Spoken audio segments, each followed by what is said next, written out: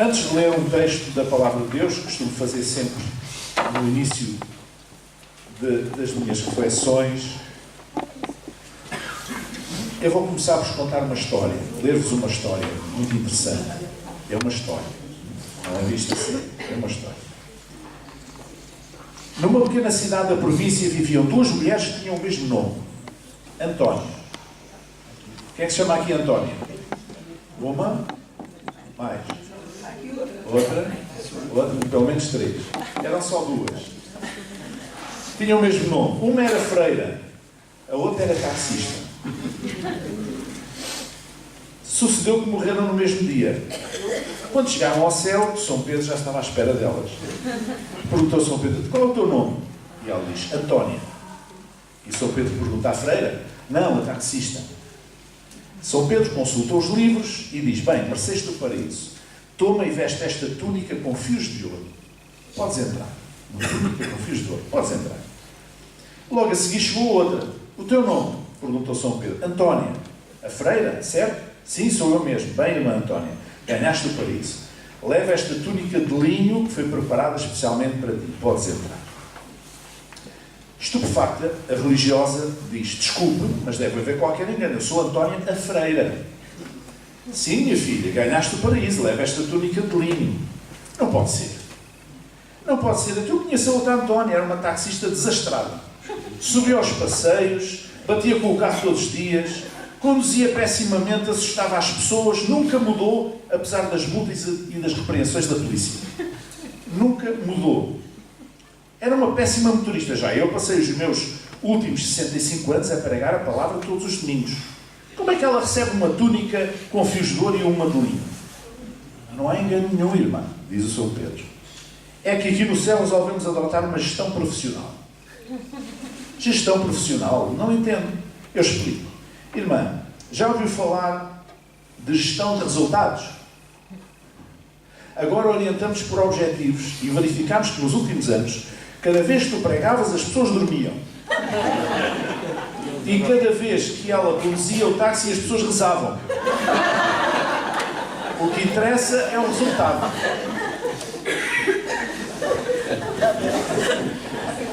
Esta é uma história que confunde a fé com o utilitarismo espiritual. Será que Deus quer que as pessoas orem por medo de morrer? Não me parece. Mas Deus quer que as pessoas orem porque têm prazer na sua presença, porque buscam a sua presença e têm prazer nela. Eu fui professor de ética durante uns anos na universidade. Então, os teóricos de ética, há duas linhas. Umas chama-se os deontologistas, outros os utilitaristas. Eu vou explicar isto. Os deontologistas é aqueles que dizem assim: há uma série de princípios, de valores, por ordem de importância. Portanto, o valor mais alto está em cima, depois vem o segundo mais importante, o terceiro mais importante, etc. E nós aplicamos os valores, os deontologistas, aplicamos os valores às situações consoante a importância que eles têm, não é? Porque quando há muitas vezes conflitos éticos, é conflitos de valores. E nós, por vezes, temos que decidir em que um dos valores é mais importante do que o outro naquele momento. Embora ambos sejam valores e ambos sejam importantes. Não é? Há muitos nas profissões da saúde, nos médicos, nos enfermeiros, nos psicólogos, em tantas situações. Há situações em que as pessoas não sabem como agir, porque nenhuma saída é ideal. Então nós temos que escolher a menos má, não é? Ou seja, temos que ir buscar qual é aquele valor que é mais importante para nós naquele momento. Se é o valor da vida, se é o valor da confidencialidade, há muitos valores. Nós temos que escolher. Mas depois a outra linha é a linha dos utilitaristas, que dizem assim: não, isso não interessa nada de fazer escalas de valores. Não, isso não interessa nada. Os valores estão lá, sim senhor. E a gente usa aqueles que nos dá mais jeito para atingir um determinado fim. Ou seja, os fins justificam os meios. E hoje há muita gente que funciona assim mesmo no mundo espiritual. Muita gente que acha que os fins justificam os meios. Não importa o que é que se usa, não importa os meios que se utilizam, importa é chegar lá ao fim. Isto pode se tornar uma doença espiritual. O utilitarismo pode se tornar uma doença espiritual.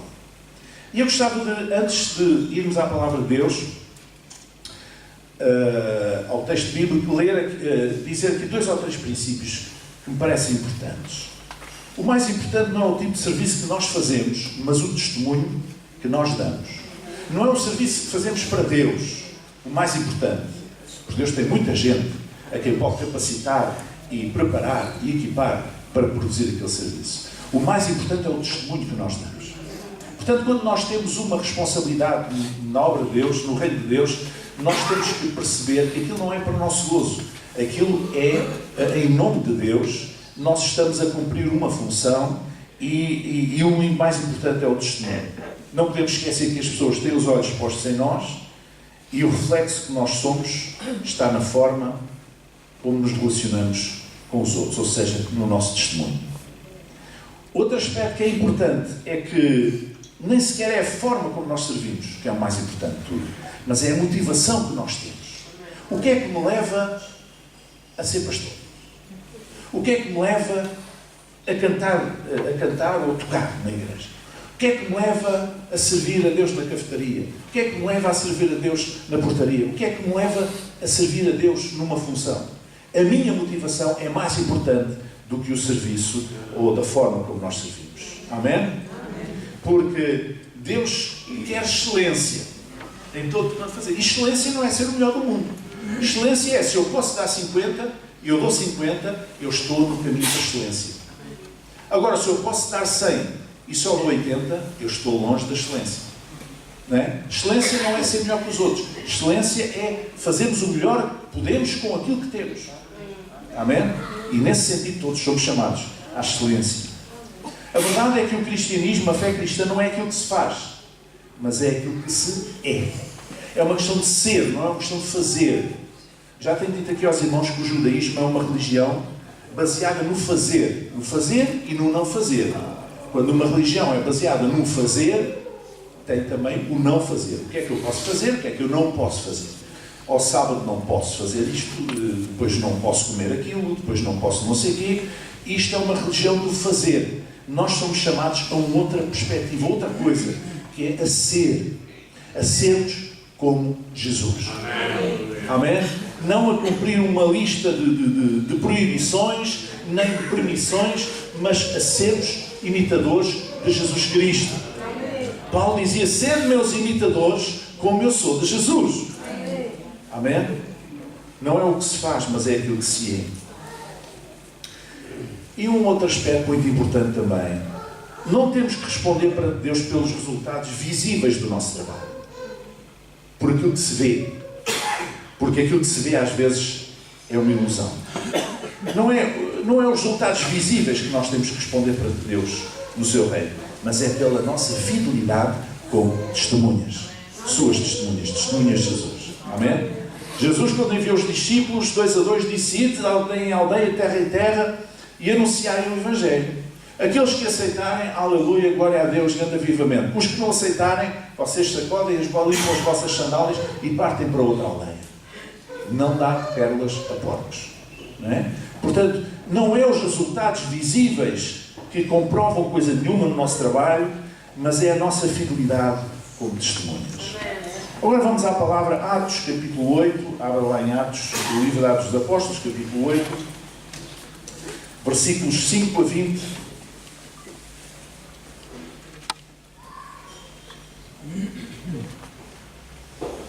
Diz que Filipe descia à cidade de Samaria, ou subia, se quisermos, porque era a norte de Jerusalém, e lhes pregava a Cristo. Atos 8:6. E as multidões unanimemente prestavam atenção ao que Filipe dizia, porque ouviam e viam os sinais que ele fazia. Pois que os espíritos imundos saíam de muitos que os tinham, clamando em alta voz, e muitos paralíticos e coxos eram curados. E havia grande alegria naquela cidade. E estava ali um certo homem chamado Simão, que anteriormente exercera naquela cidade a arte mágica e tinha iludido a gente de Samaria, dizendo que era uma grande personagem, ao qual todos atendiam, desde o mais pequeno até o maior, dizendo: esta é a grande virtude de Deus. E atendiam-no a ele, porque já desde muito tempo os havia iludido com artes mágicas. Mas como crescem em Filipe, que lhes pregava acerca do reino de Deus, e no nome de Jesus Cristo se batizavam tanto homens como mulheres, e creu o próprio Simão, e sendo batizado ficou de contínuo com Filipe. E vendo os sinais e as grandes maravilhas que se faziam, estava atónito. Os apóstolos, pois, que estavam em Jerusalém, ouvindo que Samaria recebera a palavra de Deus, enviaram para lá Pedro e João, os quais, tendo descido, oraram por eles para que recebessem o Espírito Santo, porque sobre nenhum deles tinha ainda descido, mas somente eram batizados em nome do Senhor Jesus. Então lhes impuseram as mãos e receberam o Espírito Santo. E Simão, vendo que pela imposição das mãos dos apóstolos era dado o Espírito Santo, lhes ofereceu dinheiro, dizendo: dai-me também a mim esse poder, para que aquele sobre quem eu puser as mãos receba o Espírito Santo. Mas disse Pedro: o teu dinheiro seja contigo para perdição, pois cuidaste que o dom de Deus se alcança por dinheiro. Tu não tens parte nem sorte nesta palavra, porque o teu coração não é reto diante de Deus. Arrepende, pois, desta tua iniquidade, e ora a Deus para que porventura te seja perdoado o pensamento do teu coração, pois vejo que estás em fiel e amargura e em laço de iniquidade.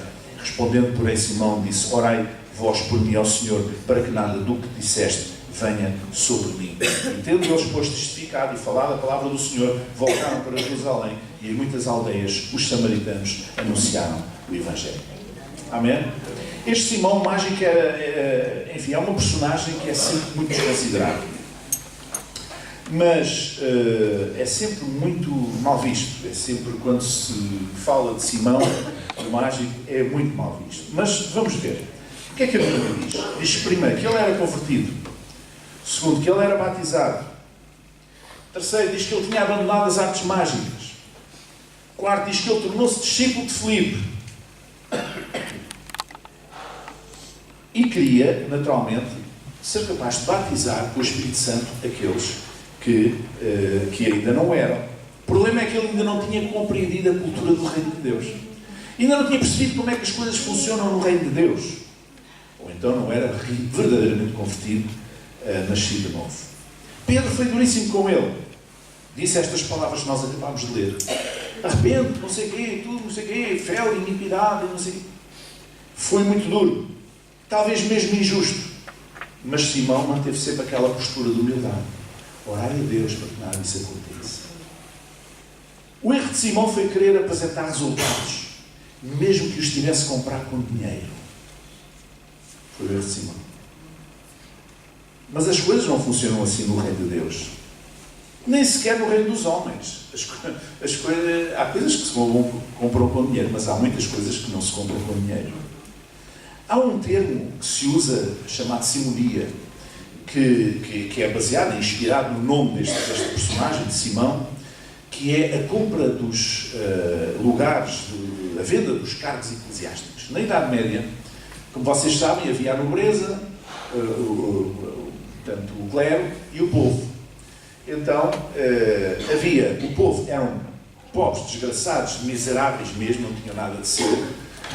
Nem um pedaço de terra tinham sequer para cultivar umas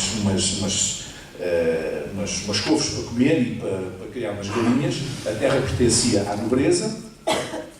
E depois havia os muito ricos, que eram os nobres, que eram os donos das terras, os senhores que viviam nos castelos, etc.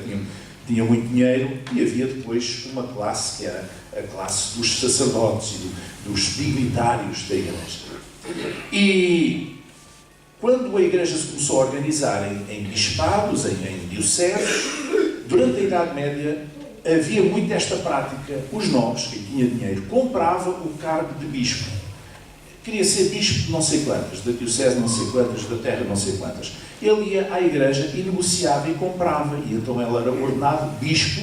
Mesmo temos na história bispos que não criam em Deus.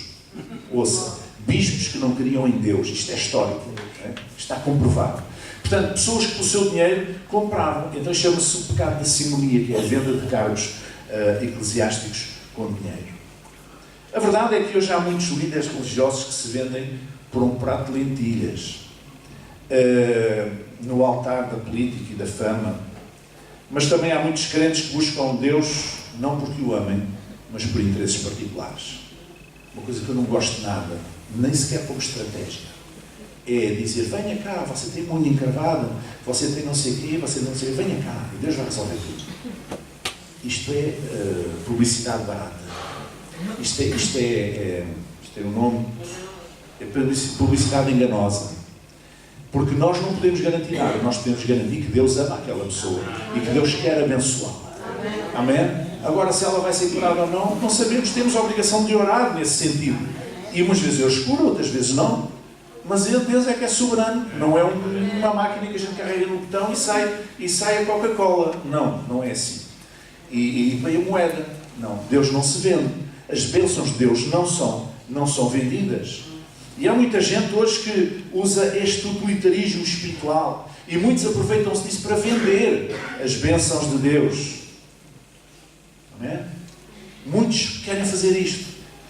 Eu não sei se Simão fez isto com má intenção ou não. Pedro achou que sim. Eu não sei se foi ou não foi. Talvez sim, talvez não. Não sei, não interessa agora. O que interessa é que ele cometeu um erro. E esse erro, digamos, ficou como uma lição para compreendermos que as coisas de Deus não se compram com dinheiro. Portanto, quando disserem assim, você venha aqui porque você está doente, você tem um problema no seu relacionamento, no seu casamento, você tem um problema nas suas finanças, Deus vai resolver. Vá lá dar uma oferta e depois venha cá que a gente ora.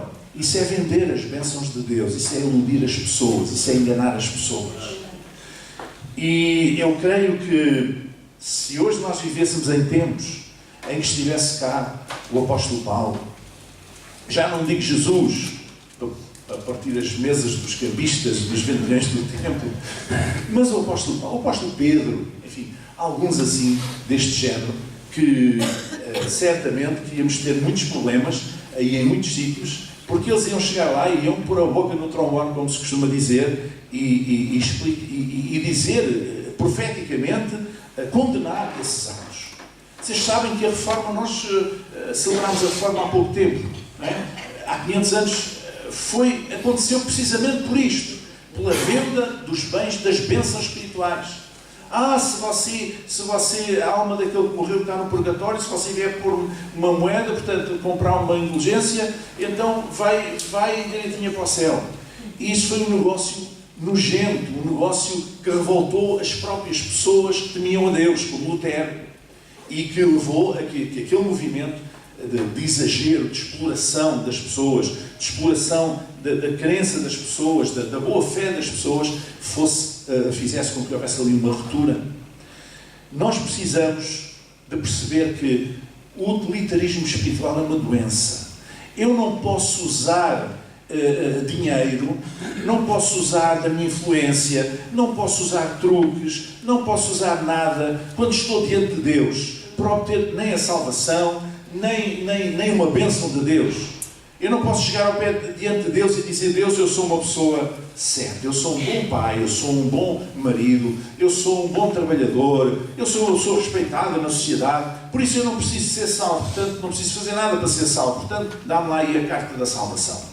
Não, a Bíblia diz que todos pecaram e destituídos estão, despojados estão da glória de Deus. A glória que nos cobria desvaneceu-se com o pecado. E nós precisamos de um Salvador.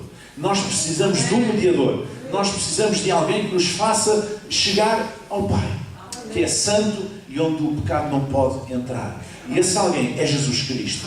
Como? Através do seu sacrifício, do seu sangue que nos purifica todo o pecado, que nos lava toda a injustiça. É através do seu sangue. Quando nós assumimos que naquela cruz éramos nós que devíamos estar, mas Jesus pagou o preço por nós, graciosamente, e pela sua graça nos concedeu o dom da fé e da salvação, apenas que se eu crer nele como meu Salvador e se eu fizer dele o Senhor da minha vida, então com certeza entrei a salvação.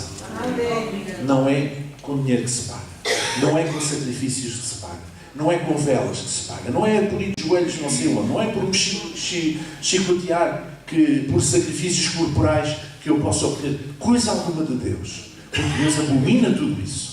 Abomina as velas, não digo, as velas não fazem mal a ninguém, mas abomina que a pessoa se sacrifique o seu próprio corpo, que isso é desvalorizar a obra de Cristo no Calvário.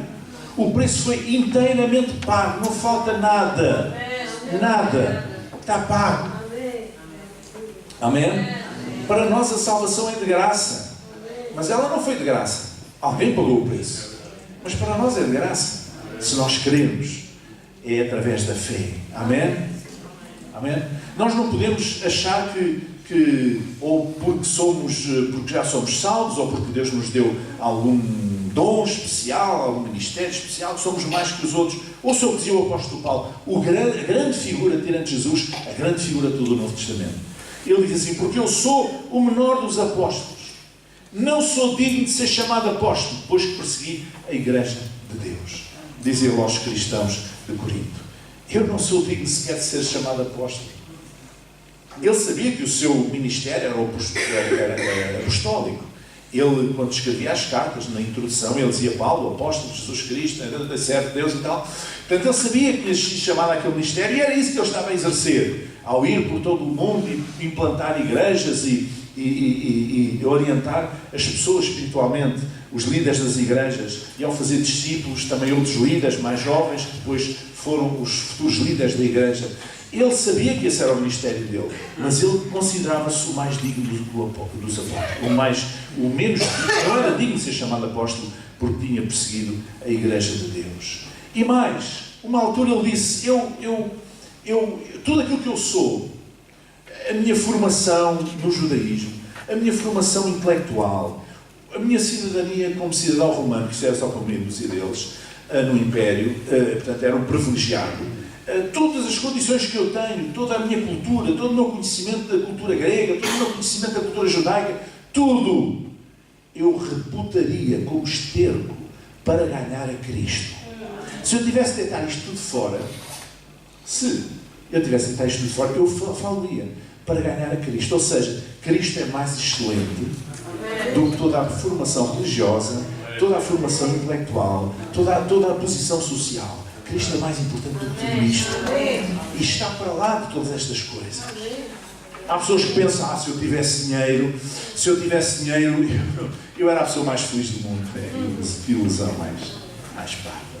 Mas há muita gente que tem esta ilusão. Vá lá ver as pessoas que ganharam o Totoloto, o Totobola antigo, e, olha, perderam a família, perderam o emprego, perderam a saúde, e estão tesos nem um carapau. Doentes e sozinhos. Porquê? É a história do filho pródigo, não é?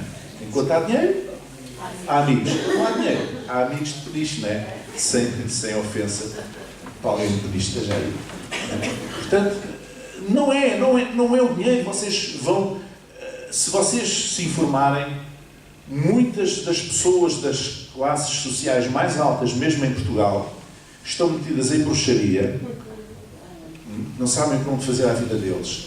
Muitas dessa gente na classe social, há violência doméstica, as pessoas pensam, só aquele operário bêbado que chega à casa e bate na mulher, ou quando o Benfica perde o jogo, que chega à casa e bate nos filhos. Não. A violência doméstica está em toda a sociedade, nas classes altas também. Portanto, há um mal-estar geral. Não é o dinheiro, não é a posição social, não é os conhecimentos, não é a cultura, não é a religião, não é nada disso. É Jesus que é a resposta para os problemas do homem. E nós precisamos nos libertar desta doença espiritual, de olharmos para a fé como uma coisa utilitária, como uma coisa para... Bom, eu vou à igreja porque eu preciso de pedir as orações por este assunto assim. Você não vai à igreja por isso. Você vai à igreja porque ama a Deus. Porque tem prazer em estar em comunhão com a sua família na fé. Porque você quer ouvir a palavra de Deus. Porque a fé vem por ouvir e ouvir a palavra de Deus. Porque tem prazer em louvar a Deus com os seus irmãos. É isso que nos deve trazer. Porque Deus pode nos resolver o nosso problema quando nós estamos na nossa casa. Não precisa ser aqui. Mas você, quando vier, não venha com esse interesse. Não use esse utilitarismo. Não use essa manobra, digamos assim. Porque certamente que Deus ficará muito triste. Mas nós precisamos de fazer um verdadeiro compromisso com Cristo. Um verdadeiro compromisso com Cristo. E quando nós vimos à igreja, nós devemos vir com esta atitude de louvar. Eu costumo dizer, quando alguém sai da igreja e diz, hoje o culto foi assim. A culpa é sua. Porque o culto é aquilo que nós fazemos dele. Não é nós que estamos aqui, é nós todos. Não é? Se vocês estiverem com ouvidos de ouvir, com o coração cheio, com a atitude de dar, de se darem a Deus e se darem aos outros, então vai ser um grande culto. Amém? Porque esse é o problema. Às vezes as pessoas vêm, eu preciso receber, vou ao culto que eu preciso receber. Mais do que receber, você precisa de dar. Porque mais bem-aventurada coisa é dar do que receber. E por isso, quando nós vimos à igreja, Vimos com o intuito de dar, sabendo que aquilo que damos, recebemos ainda mais. E isto é uma coisa que nem sequer é só espiritual, é do humano, é do ser humano que você é, que Deus criou. Deus fez-nos assim. Quando eu estava no hospital, as voluntárias diziam praticamente todas tinham este discurso: quando eu venho aqui, eu levo sempre mais do que aquilo que eu dei. É uma coisa fantástica. As pessoas gastavam 50 horas por semana para fazer um turno, para dar apoio aos doentes, para os acamados, os que estão no SO, as famílias dos que estão no SO, situações, enfim, complicadas, trágicas às vezes, mas o facto de dizerem uma palavra, enfim, de certa forma, de bênção para aquelas pessoas, e às vezes vem um sorriso na cara de um doente, para eles era uma satisfação. Então nós somos assim, nós fomos feitos assim, para dar, ser mais importante do que receber. O segredo de receber é dar. Amém? Se nós formos, como é que se diz, avarentos, nós só pensamos em receber, em receber, em receber. E aquele que recebe é mau. Lá o mar morto não dá nada, só recebe. Olha como é que ele está. Está muito salgado, se farta, intragável, porque não dá nada. Não é? E quando nós damos, nós recebemos. Amém? Por isso, vamos trazer a Deus a nosso louvor. Vamos glorificá-lo. Vamos ficar de pé, irmãos. Tirar aqui para o louvor para subir. Nós vamos cantar uma música que diz: para o Rei eterno e imortal.